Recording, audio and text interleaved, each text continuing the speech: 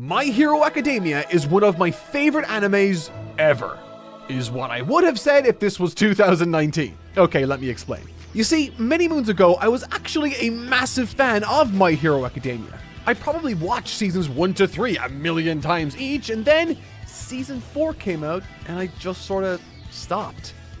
Why? Well, that's what I want to try to figure out. I personally doubt that it was something as simple as I grew out of it, mostly because I was 28 when I stopped watching, not 12, and given that I am now 33 and thought a mustache was a good idea, I can't exactly trust my own judgment either. This, therefore, makes My Hero Academia suddenly one of the strangest review series I have ever attempted. Because I've seen and adored the first 30% of this series, that portion's coverage will be more akin to my ultimate Dragon Ball Z reviews, where I passionately and comprehensively break down exactly why I think this story is so brilliant, while also trying to iron out specifically how it functions. Whereas the latter 70% of the story will be entirely new to me, entirely blind. In the first half, I will feel like an expert, and as soon as I cross that threshold into the unknown, suddenly this series will transform into a singular mission to discover why I stopped, and in the process, hopefully, rediscover an old favorite I can read to completion. Oh yeah, also, I should mention, this will be my very first time reading the manga also, so I'm psyched to see what hidden surprises this has to offer in terms of bonus content not seen in the anime, as well as optimized pacing. But despite everything I've just said, this series is going to require a superhuman effort to complete, but hopefully one that will be worth it in the end. I'm Toynut Mark, and this is my attempt at going plus ultra for Kohei Horikoshi's super-powered shonen smash hit. This is my review for My Hero Academia, Season 1.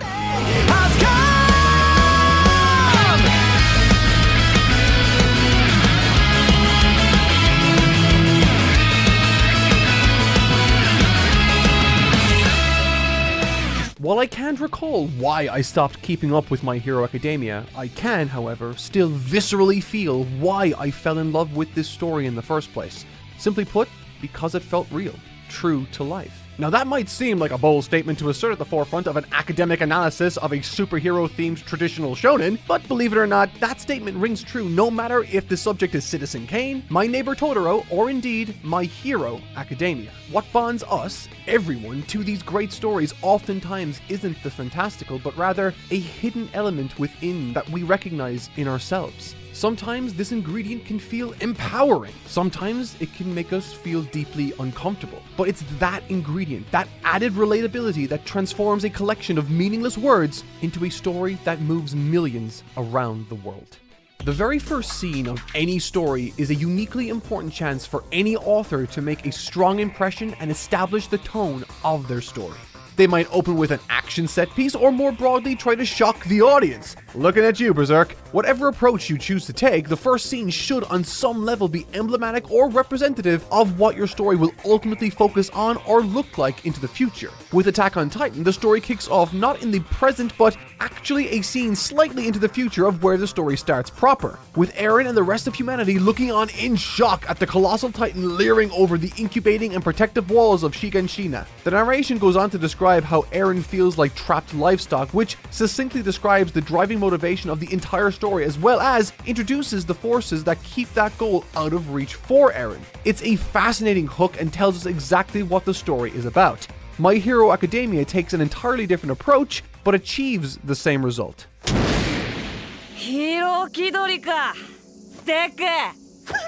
In the manga, the opening scene is one singular page, and in the anime it occupies less than a minute of screen time. But with it, Horikoshi emphasizes that while superpowers are going to be a component of this story, they won't be the focus. On this opening page, Midoriya helplessly tries to defend a kid from figuratively and literally more powerful people than himself. And alongside that visual, Horikoshi houses the text, "People are not born equal," creating a somewhat cynical atmosphere. But then we turn the page. Using that somber commentary, Horikoshi primes us and transitions perfectly to Midoriya in the present day as he looks on wide-eyed at this amazing superhuman battle taking place. With the text now reading, "But that was my first and last setback." This page turn is My Hero Academia. to push through negativity, and to never stop believing in your dreams. This is the element of My Hero Academia that feels personal and true to real life. Very little about the setting itself is realistic, but what it has to say about the power of the human spirit is more powerful than any superpower it depicts. みんな大体ヒーロー科志望だよね先生そのざわざわがもぶたるゆえんだあのオールマイトをも超えて俺はトップヒーローとなり必ずや Now that we've gotten a taste of who Midoriya is, we then get introduced to one of the most important people in his life and this story, Katsuki Bakugo. The same bully from the very first page, now having grown up with a supposedly spectacular quirk, seemingly a shoo-in for the most prestigious hero school in the country, UA High School, unlike the quirkless Midoriya. In many ways, Bakugo represents everything our protagonist wishes he could be. He's confident, powerful, and a natural when it comes to combat. And fittingly, his introduction here comes packaged alongside a reminder to Midoriya why his dream is little more than a fantasy. Much like rival characters of shonen past and present, Katsuki Bakugo is an active inversion of this story's main character, Midoriya. Everything from their design, with Bakugo's bright spiky hair contrasting harshly with Midoriya's dark, soft, wavy locks, to their respective expressions, to the foundations of how they view the world. To Bakugo, being at the top of the class is of paramount importance because he values strength above all else. He wants to be the best, and he doesn't want Midoriya to even think he can compete in any way because he is weak. もう大丈夫だ少年私が来た All Might is this story's symbol for justice and peace. He is the hero of this world, and it's reflected in our introduction to him. Everything from what he says to how he's drawn is evocative of those old Western-style comic book superheroes. Full of vigor and poise, always powerful enough and ready to show up just in the nick of time to save the day. Horikoshi loves to draw character pages between chapters here, containing basic info like their birthdays, heights, and some fun factoids about them that aren't disclosed in the story. It's just something to add flavor. But what he does with All Might here, it's such a wonderfully fun and creative way of showing us that this character is larger than life and indeed the page he's drawn upon. Naturally then, Midoriya is dumbfounded at the chance that's literally fallen out of the sky to meet his lifelong hero. But what's fascinating about this world's symbol for heroism Horikoshi's designed is that he's just that, a symbol. Faced with his childhood hero, the one who inspired him to shoot for his dreams in the first place, having been told he's too weak by his schoolmates, having been given no encouragement by his doctors, and after his own mother having given up hope for her own son, Midoriya, one last time, gathers the courage to solemnly ask his idol if he can truly become a hero, even if he doesn't have a quirk. And to that, All Might says, no. However, much like this story's first inspirational page turn, following this soul-crushing revelation from All Might comes one of the most uplifting and inspirational scenes from this entire first season. An aspect of what makes this story's opening function is the contrast it creates between Midoriya and pretty much everyone else. While almost every single character in this story is more naturally gifted than Midoriya, they, particularly All Might in this instance, also lack something Midoriya has abundance of: an endless passion and a clear sense of what is right and wrong. And it's here, with both Midoriya and All Might having stumbled across this monster attacking Bakugo, we finally get to see Midoriya's true power, his heart.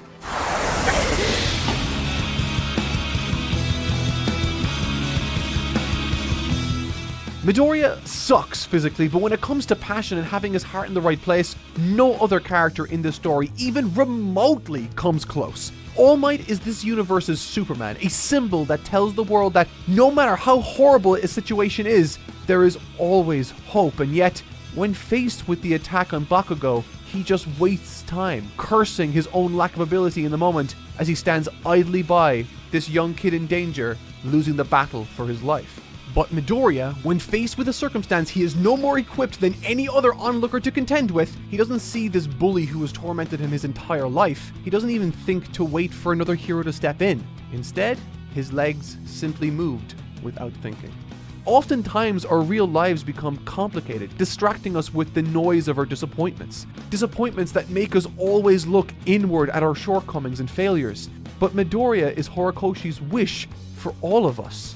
To hold on to those ideals and never lose sight of what's really, actually important. And more than that, that quality doesn't go unnoticed. All Might's ethical priorities and passion for the job are called into question only to then be reignited by Midoriya in perhaps the single best establishment of a main character I've ever seen. These are the actions that make a hero, distilled once again so beautifully by Horikoshi into a single succinct exchange. Time and again Midoriya has been reminded that he isn't good enough to be a hero, that at young ages heroes that are meant to be heroes demonstrate signs of greatness, and that he seemed to lack that. But now, walking home, Midoriya, dejected, is confronted once again by All Might, who begins to say that very same thing he's always heard, only this time... 君はヒーローになれる. It's at this moment I want to draw your attention to something I have purposely avoided pointing out. Something that has already been alluded to both in the manga and in the anime. And that is that this entire story has already happened. That what we are seeing through these text boxes are not current events, but a retelling of a certain story from the point of view of the world's strongest hero. And that hero is Izuku Midoriya. This is unquestionably a near perfect opening to the story, one I would dare venture to say couldn't be made better. Entirely emblematic of what is to come, beautifully illustrated, powerfully expressed, and profoundly emotional. And to think, we're only just getting started. So, we've explored what makes someone, anyone, a hero, powers or not, which is such a wonderfully inspirational note to conclude this introduction with, comforting and evocative of the many superhero films produced in the West today like Captain America: The First Avenger. However, I think the direction Horikoshi took this series in comparison to Marvel's approach with Captain America strikes at the core of what sets this series apart. While I adore Steve Rogers' story, Midoriya doesn't simply get into a machine and come out the other end jacked to the nines. Instead, he has to train intensely for 10 whole months, yielding admittedly stark but still modest results compared to Captain America and to where he needs to be in order to wield this power he's been given. Which brings me nicely to my next point. I think this decision to have Midoriya's quirk be one that he inherits rather than be something he's born with or can call his own was an inspired choice. Naturally, it comes packaged with the standard learning to use your powers stuff that all superhero movies do, but what I found interesting was how this learning curve was approached in the story and how it almost ends up defining Midoriya's character. When Captain America emerged from that machine, at first he's a little awkward, but within minutes comes to grips and starts to feel one with his new power set. When it comes to Midoriya, however, and his first use of his powers, this isn't the case.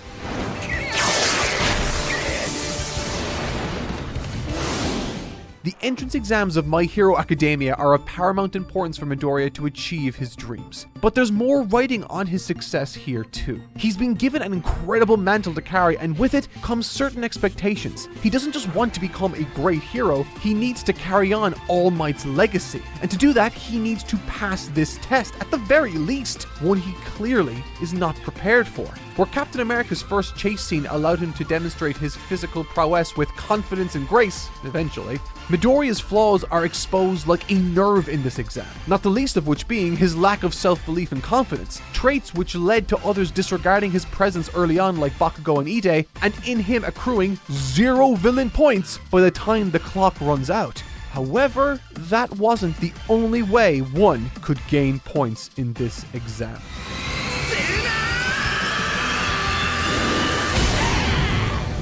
Where Captain America successfully chased down an enemy, Midoriya saved a young girl's life, Uraraka, from an enemy everyone was told was worth 0 points. With dwindling seconds on the clock, Midoriya sacrificed his remaining time and health to make sure this young girl was safe. What I love about this is that, yes, it wraps up Midoriya's entrance exam with a thematically appropriate twist that suits his character, but it also exposes a growing sense of imposter syndrome he needs to contend with, constantly referring to All for One not as his power, but instead a borrowed power. We know this not to be true, of course, that Midoriya has in fact proven himself and earned the respect of All Might, and even during his entrance exam demonstrated that his selection was justified. But there still remains one glaring issue. his explosive powers' impact on his comparatively weak body. 8種目トータル成績最下位の者は見込みなしと判断し、除籍処分としよう。 Ooh, hello, attention! So, now that we're in school, finally, I want to take this as an opportunity to divide the remaining portion of this season and video into 3 distinct sections, or rather events. These 3 events are the Quirk assessment test, battle training, and finally, the rescue training. In addition to offering exposure to the secondary characters, villains, and the growing weight of responsibility Midoriya needs to shoulder, all 3 of these upcoming scenarios serve unique purposes within the story. First up, the Quirk assessment tests. There is a secret sauce to this story that makes My Hero Academia so effective and successful in my view. And that secret sauce, I think, is Horikoshi's application of internal conflict in opposition with external conflict. Now, internal and external character conflicts might sound like a bunch of literary mumbo-jumbo, and it kinda is, but in reality, it's a very simple, common, and helpful concept to recognize. External conflict is the easiest of the 2 to understand. This is the struggle that occurs between a given character and an external force. For the likes of Goku on Namek in Dragon Ball, the external conflicts he needed to contend with were Frieza and the planet itself blowing up. Rip Goku. JK, not really. Internal conflict, on the other hand, is still simple but a little more abstract. This is the struggle between a character's emotions, values, desires, and traits that might stop them from achieving their goal. To borrow an example once again from Dragon Ball, when introduced, Vegeta is a character that believes strength is by far the most important aspect in his life. That is until something changes within him during the Cell and Android arcs. He no longer only cares about power, whether he wishes to admit it or not. He starts to care about his family. This internal conflict within Vegeta manifests as harsh scrutiny directed towards his son. However, as the story progresses and the external conflict intensifies, this internal conflict Vegeta's been trying to ignore suddenly, and without warning, explodes due to that intense external conflict. In the case of Vegeta, this results in a stunningly powerful and tragic marriage of these 2 areas within the story, compounding and complementing each other. It's why the moment is awesome. However, during this assessment test, Horikoshi uses this approach to achieve a very different atmosphere. Again, much like the prior example, the external conflict is clear. Each student has been tasked to use their quirk to help them complete a list of physical challenges. Their performance in these challenges will earn them points, and at the end, whoever places last or doesn't show promise, Aizawa says, will be expelled, thus ending Midoriya's dream before it even began. Okay, so why does this create external conflict? Well, as we've seen, Midoriya sucks! He's a glass cannon. If he uses his quirk even once, his bones will stop doing what bones are supposed to do. I've broken every single bone in my hand. If he uses his powers, he can't perform any other challenge, and if he doesn't use his powers, he'll fail anyway. All the while, the others, well, they seem to be doing just fine.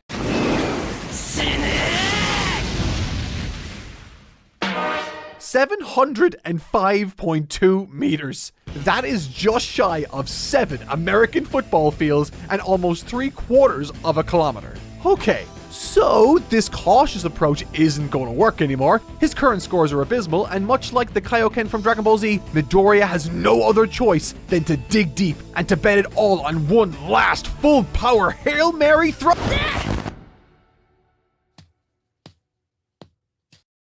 The internal conflict of Midoriya is simple. He desperately wishes to be the world's greatest hero and to make All Might proud. But after years of being made an example of, being told he was less than and that he can't achieve anything, he thinks of himself as a failure, someone unworthy of this, quote, borrowed power, as he calls it. And this is the first moment where the external world so perfectly targets Midoriya's sense of inadequacy, as Aizawa is the first character to reveal to Midoriya that he knows where that power really came from, and through doing so, raises a vital point. If Midoriya wants to actually become a hero, he can't rely on one strong punch that renders him a liability to those around him afterwards. There won't always be nurses in the big bad world after all. In other words, Aizawa in this moment draws our attention to Midoriya's internal conflict.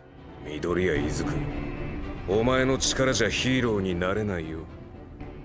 I love this quote because it works on two levels. As it stands, it's undeniable that he's right. He knows where this power came from, he knows what All Might sees in him to some extent, but insists on this terminal flaw in his approach. But there's more. While Aizawa in one breath is hard on Midoriya, simultaneously he's easier on him than Midoriya is on himself. You'll notice that in that quote, Aizawa specifically refers to this power, One for All, not as All Might's or anyone else's, but Midoriya's own power specifically.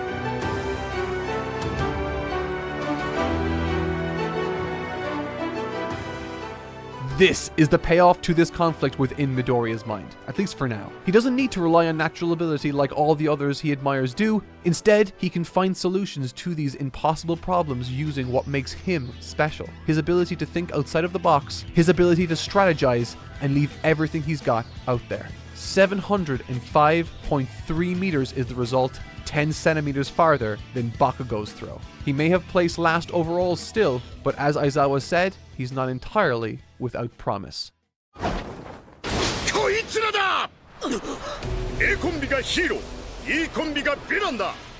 This is an activity, lesson, arc, whatever you want to call it. This section contends with and explores the complicated dynamic between Midoriya and Bakugo. Like any great rivalry or foil from the annals of anime and manga past, Katsuki Bakugo is a deliberate and carefully measured distillation of everything Midoriya isn't. Where Bakugo is confident and a natural athlete, Midoriya is defined by his doubt and his lack of natural physical ability. Where Bakugo was born with this impressive and flashy quirk to show off to the world, Midoriya was born with nothing and had to earn a power that he has to, in some sense, hide.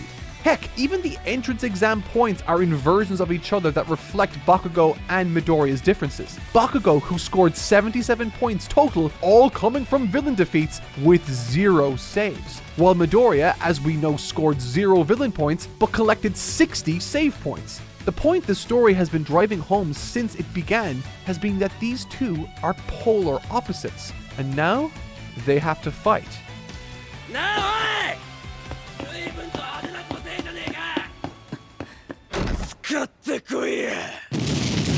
But here's the thing.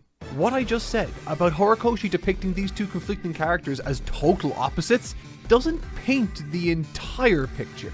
In fact, you could say that the entire setup for this fight between Bakugo and Midoriya has been a carefully curated misdirection. From the very beginning, Horikoshi has been using Midoriya to shine a light on this world's hero society, painting a wonderfully altruistic and optimistic sense in all of us that we have what it takes to be a hero. However, quite ingeniously I think, while all of that was being shown to us, because we've been following Midoriya's character, we've only really seen the world through his point of view. And because of that, what Midoriya sees as good, we see as great. And when something bad happens to him, we really feel that also. And while that approach served as a terrific vehicle to introduce this world to us and expand the scope of what a hero means in this story, it simultaneously narrowed our point of view about who should be a hero in this society. In other words, Horikoshi intentionally created a bias within us, a bias that paints some as always correct and others as entirely wrong. And that simply isn't true.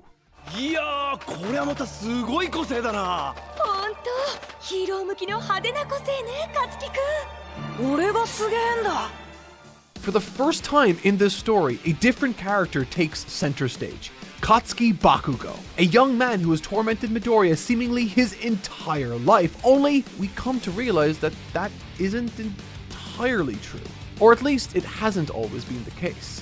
I am a firm believer that we are a product of our environment, that we carry with us the lessons, mistakes, and traumas of our past until one day we find out which of these we carry more of. Like Midoriya, Bakugo was born a regular baby, and as they grew up alongside each other, Bakugo developed a very special ability while Midoriya didn't. And that alone is not what makes Bakugo the way he is.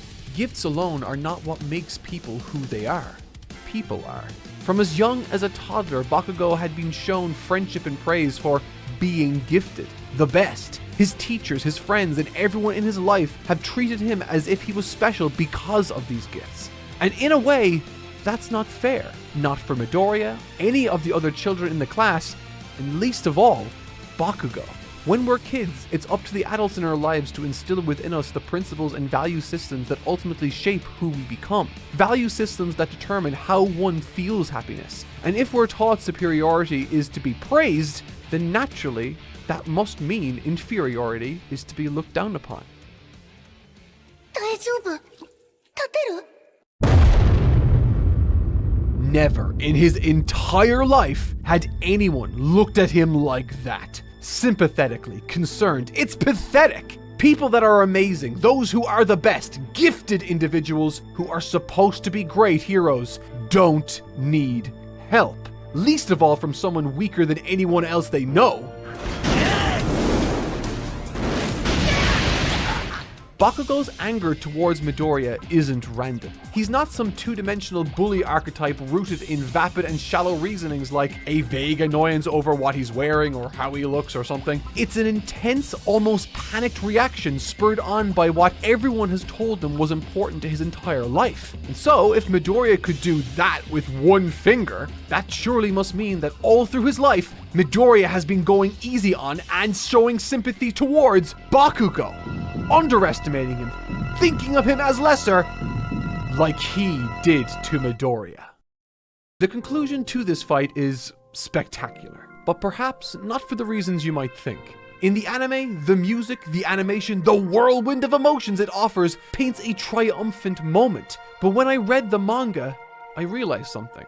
Without all of that flashy animation, without that inspirational and triumphant backing track, this scene is about complete and total failure. Not just for Bakugo in that his team literally failed in what they set out to do, but also as a personal failure for Midoriya, as well as a professional failure for All Might. Bakugo's internal conflict concerned his own ego, with his desire to confirm and cement his status atop this pecking order when it came to Midoriya. Whereas Midoriya's struggle similarly was that of a kid suffering from guilt, but one who too needed to prove himself against someone he admired like Bakugo. So due to taking his eye off the ball, Bakugo cost his team the challenge and in the process failed to defeat Midoriya also. All the while, Midoriya, while his team technically won, he too failed to rise to that occasion and defeat Bakugo, and once again in the process destroyed his own body. In both of their eyes, this is nothing more than an abject and total failure. And what's more is, this battle shouldn't have even been allowed to escalate in the first place. All Might, as the only teacher and tenured pro hero present, despite what he was seeing, allowed the fight to go on for far too long. And not because he thought it was best for everyone involved, but because he believed it was what Midoriya wanted. Following this defeat, disillusioned and on the verge of a mental breakdown, All Might recognizes but doesn't give Bakugo the guidance he clearly needs in that moment. Despite outwardly explaining to Midoriya that he can't show favoritism, it's clear that, at least in this situation, he did. Whether it be due to subconscious favoritism, Midoriya's disproportionate access to All Might, or whether it simply be an unfortunate byproduct of his dwindling ability to sustain that superhuman form. Regardless of all that, what Bakugo will take away from this, and it's honestly hard to blame him for it, is simply a reinforcement of his own old toxic worldview. That the very best get the tutelage and attention of All Might, and those who fail, like him, get ignored and forgotten. By the time All Might does eventually get around to offering Bakugo the guidance he knew he needed, it was too little, too late. 言われなくても、俺はあんたをも超えるヒーローになる。あれ?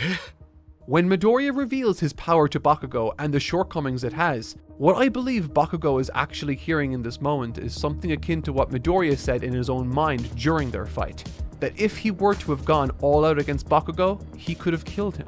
In other words, once again, all Bakugo hears is that he's not the best, that he's less than. After waltzing through middle school as the unquestioned best and after setting the high score in the entrance exams, since entering UA, he has received nothing but constant reminder after reminder that he is not only not the best, but he might not even come close. However, while it's difficult to conceive of a more humiliating and traumatic introduction to UA for Bakugo, our shortcomings are not what ultimately define us. It's how we react to and recover from the pressures and failures we experience that determines who we are. While Bakugo is incredibly flawed and misguided, this section does a wonderful job in demonstrating that these flaws largely come from places he couldn't carry the entire blame for. And more than that, proves that while there is a great deal of difference between both Midoriya and himself, the most important elements that make these characters who they are couldn't share more in common. Bakugo and Midoriya's suffering and struggles aren't tied to who or what they are as people, but rather are the catastrophic and irresponsible results yielded by the words that both boys have been fed across their entire lives. Midoriya in that he was told he couldn't ever succeed, and Bakugo in being told he couldn't possibly fail. Like Midoriya, Bakugo has an untethered and limitless determination to become a great hero. And so, while they are polar extremes certainly, they are both very much two sides of the exact same coin. Oh, I love this arc. I truly love this arc. It's music in manga form, poetry in anime form, all wrapped up in a simple failed class trip to Universal Studios Japan. But what's interesting is that at the beginning of this field trip, outside of a teacher or two and a few students, we didn't really have any idea what the other members of the class were like, and yet by the end, I was Team Kirishima and Tsuyu all the way. In other words, this is very much Class 1A's coming out party, and more than that, it too facilitates the chilling unveiling of perhaps this story's most important figure outside of Midoriya. And so, when this arc began, Horikoshi had two problems to solve for. Problem 1, how do you make people care about such a long list of characters they don't even know? And 2, how does one give all of these characters no one knows about a compelling role in this story all at once? So, how did he solve these problems? Well, funnily enough, had I rewatched the anime for this review, the answers to these questions may very well have eluded me entirely. Thankfully, I'm a nerdy manga boy, and Horikoshi is a giving god. You see, the character sketches that divide these chapters often come packaged with some useful insights into their original intended purposes. Frequently, Horikoshi will reveal significant changes he's made to their original design and purpose. Like Bakugo, who was originally planned as an upbeat but obnoxious genius. He even drew what his face would have looked like. Oh god, kill it with fire. Thank Christ we didn't go that direction. But as I continued to read these sheets, I learned that there was far more going on behind these designs than simple visual flair. Certain characters were designed to push the narrative. For example, with Ochiko, she looks as cheery and bubbly as she does because, as Horikoshi says, he needed her to be cheery and outgoing enough to drive conversations with the comparatively quiet and subdued Midoriya. And this is where characters like Kirishima, Tsuyu, and Kaminari come into play. As their roles within this arc reflect, and as is pointed out in a number of their character sheets, they were created to bridge the gaps between different groups of classmates in Class 1A that otherwise would never have interacted. Tsuyu is a free thinker who speaks her mind. All the while, Kaminari and Kirishima have extroverted and loud personalities that complement and draw in otherwise isolated characters in their group. And while we do get a taste of what these more outgoing characters have to offer at the very beginning, there's still more gas that can be thrown onto this proverbial fire.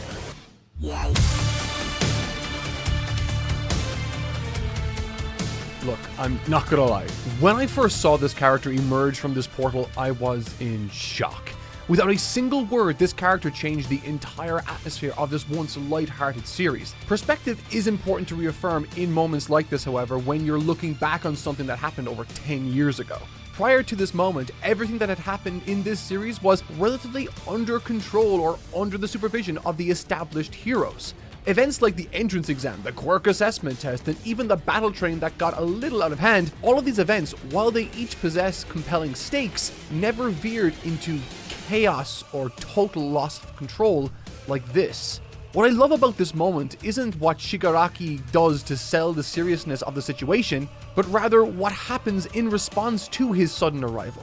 Emerging from the warp gate, a lesser writer would rely on Shigaraki's own words to convey just how dangerous the situation has become, like a classic villain announcing their arrival in some sort of boastful fashion. But the trouble with that approach is we don't know who this character is or why we should care. But if someone we do know, someone who's normally extremely calm and professional like Aizawa, suddenly begins to bark orders and jump into action, well, that would shake the once thought to be stable foundations of this established series. There are moments when you're a kid when you realize that your parents cannot protect you from everything. when you need to either sink or swim, or rather, in the case of Shigaraki, die. オールマイトいないなんて子供を殺せば来るのかな The reason he's there is that he's after All Might. He wants to kill the symbol of peace, but as a piece of mindless improvisation, decides on the slaughter of this young group. Never have the stakes even approached this height, but this is also the moment we realize what everyone is truly training for. Not to be better than each other, not to defeat giant robots or past training sequences.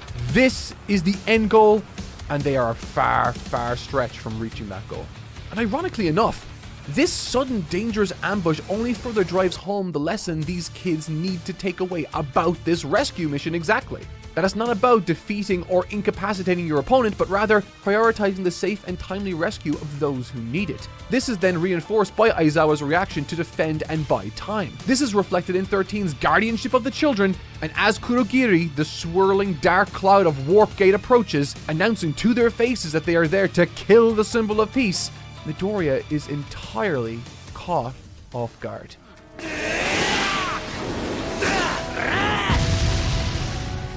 Become best friends? Yup! God, I love these two, but especially Bakugo. While Midoriya is caught lacking, totally distracted by what he just said about All Might, these two were incredibly vigilant. But it didn't matter. They missed the mark, if only barely. And what happens next as a result is why I now am familiar with and love all the members, not him, of Class 1A.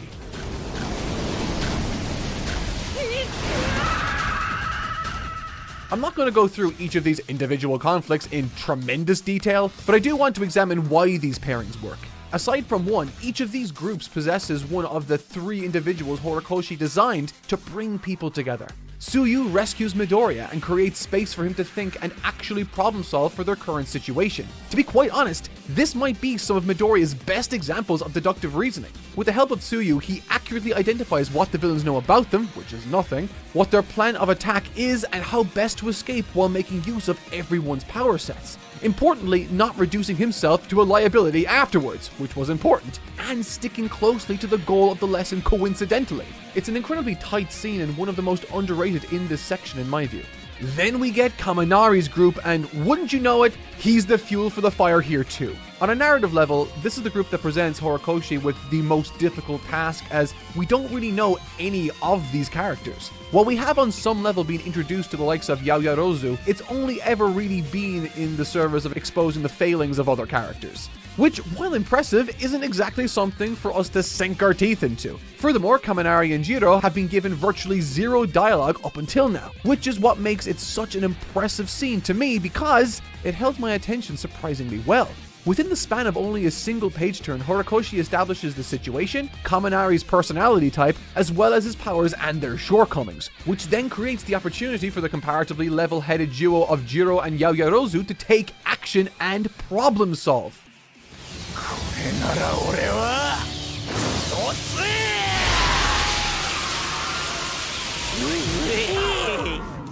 Kaminari is the perfect foil for this trio, one who's powerful but requires the confident and considerate guidance to actually make use of it.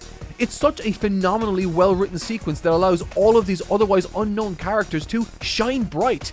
And as the situation worsens for the professional heroes as they try to juggle everything by themselves, we check in with our last group that boasts my favorite dynamic of them all.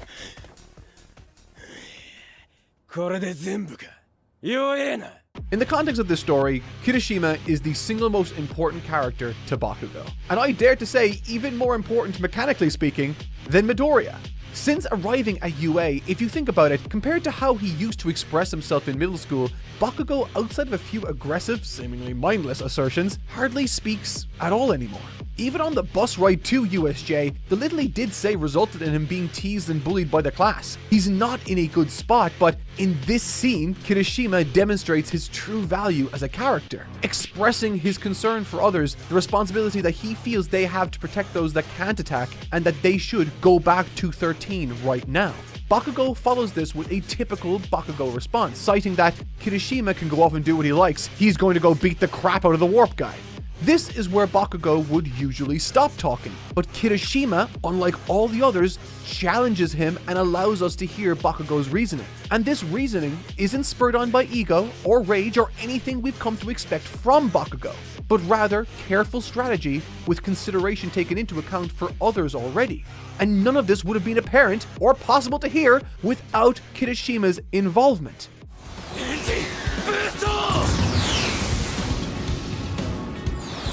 Ida's escape and ultimate rescue mission is not only the perfect role for someone with his quirk, position in the class, and sensibility, but once again changes the dynamic of the entire conflict by putting the villains for the first time on the back foot, highlighting that you do not need to attack them in order to dissuade them.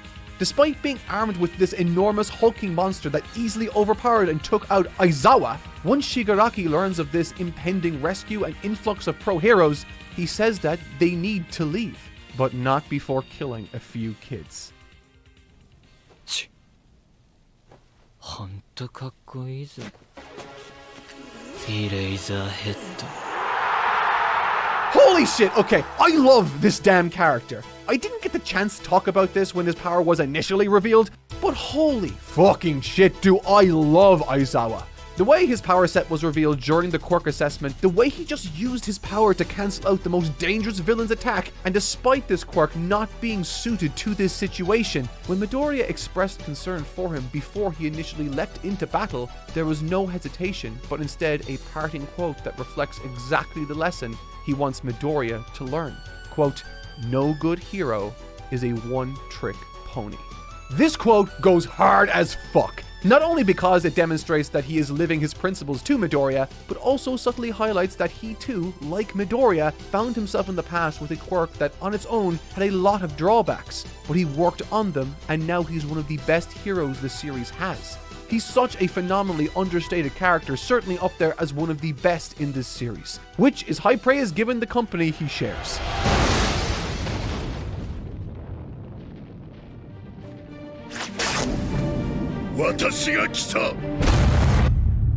I've often said that My Hero Academia isn't a story that revolutionized the industry like Dragon Ball, One Piece, or Berserk even. And honestly, despite my praise for My Hero Academia so far, I do still stand by that assertion. But more than that, I think that's quite fitting.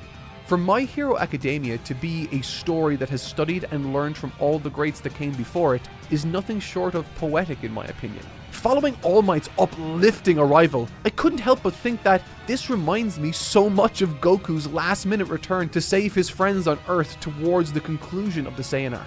And at first, it does feel very reminiscent of that. All the pieces are there, arriving too late to prevent the majority of the damage, but just in time to save someone's life. That is, until the mood changes, and then you realize it's actually the total opposite of that scene. And I think that's intentional. Where Goku shows up and overwhelms his opponents with his abilities, All Might, the hero who dons a big bright smile, arrives for the very first time with a grimace. Despite the action having not even begun, he's already fighting with borrowed time. In no fit state to clash with a formidable villain, let alone several, including this savage Nomu. In the manga, there are panels prior to the fight even beginning where his body is visibly shaking. Shigaraki even recognizes that he's not as fast as he once was, that he could be getting weaker. His arrival is certainly a welcomed relief, but it too comes with a healthy amount of tension. And for me, the greatest source of tension during this battle stems not just from the conflict taking place, but additionally within Midoriya yet again. While all the students gleefully look on in blissful ignorance of what's taking place, Midoriya is the only one who knows the reality of the situation. More than ever before, All Might is faking it, on the cusp of collapse.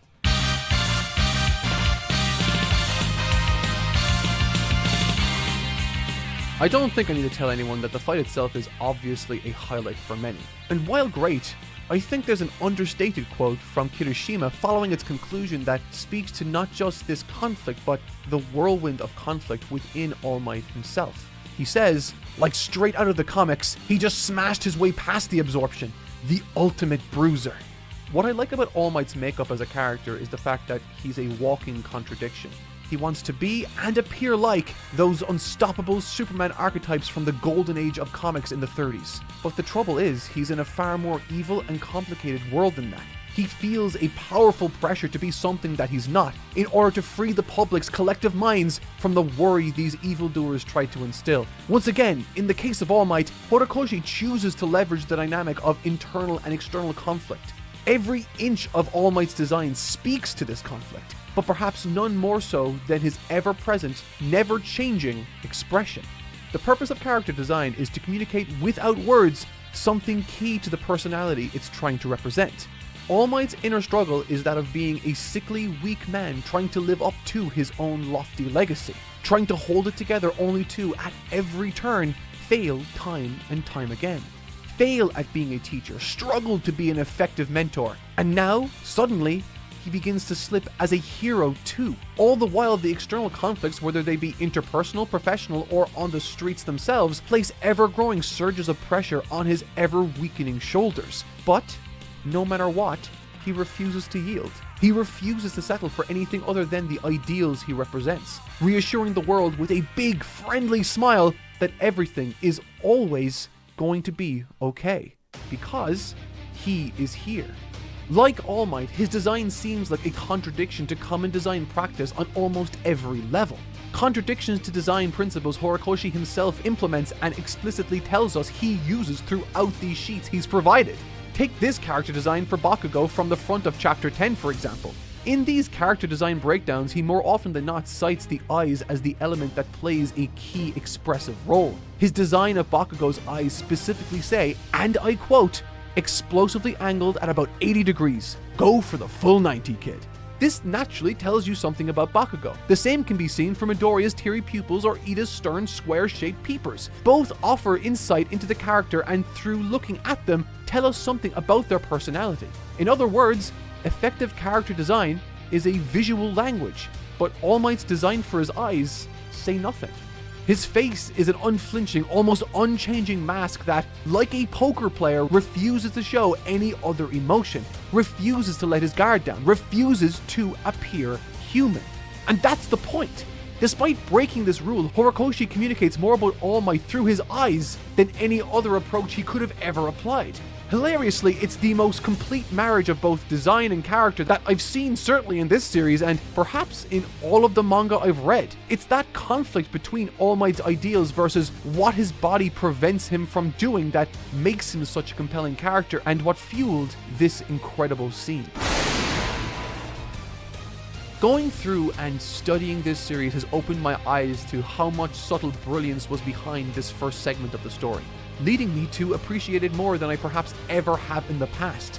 And my hope is that with my coverage of Season 2 and beyond, that will continue. As always, I've been Totally Not Mark. I'll see you all in the next arc, and thank you so very much for watching.